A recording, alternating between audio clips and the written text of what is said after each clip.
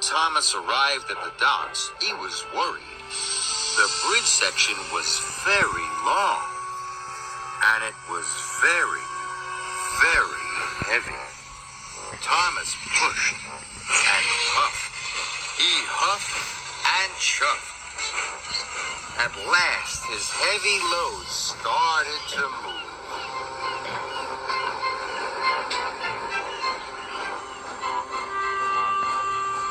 Thomas puffed slowly up the line.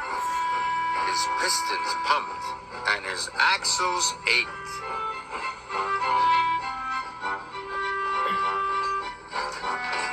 His load was very long and very heavy.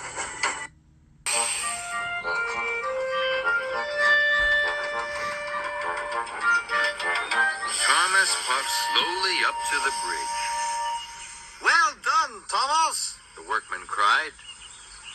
Thomas was pleased to be there. He was looking forward to a rest, but there was another job to be done. The bridge section needed to be lowered into place. "I'll do it," Diesel oiled. "I'm the strongest, much stronger than this steamy." "No, let Thomas try," the foreman said. "He's already proven how strong he is. He pushed the bridge section all by himself." Thomas was very proud. Diesel was cross. The workmen attached lots of cables to Thomas. Thomas slowly took up the strain, but the section was heavy. His wheels slipped. The workmen were worried. Thomas puffed harder and harder and held the beam steady. He edged forwards, slowly lowering the section. It got heavier and heavier. Thomas had to work very hard to hold the section steady until finally it was lowered into place. The workmen cheered. "You are a very strong engine," called one of the workmen. "And very useful indeed," called another. Thomas was as tired as he had ever been, but he was so proud. He felt like his boiler would burst. "Steamies are better than diesels," boasted Thomas. This made Diesel crosser than ever. That afternoon, Thomas had to collect some paint for the bridge.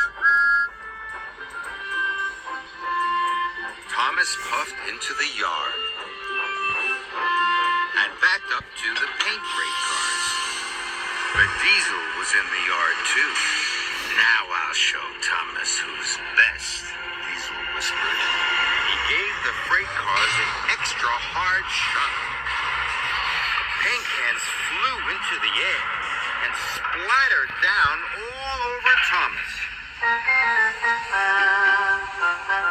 There was green paint, yellow paint, and red paint.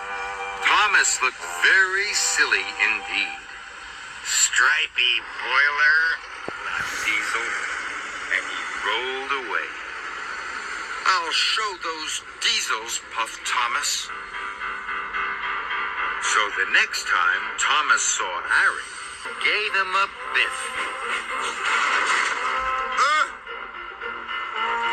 And when Harry saw James, he gave him a bump.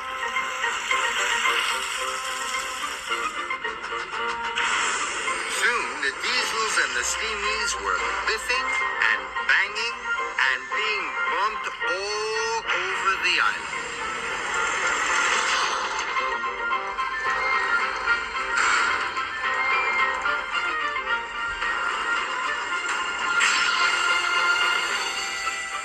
Engines were in a terrible mess.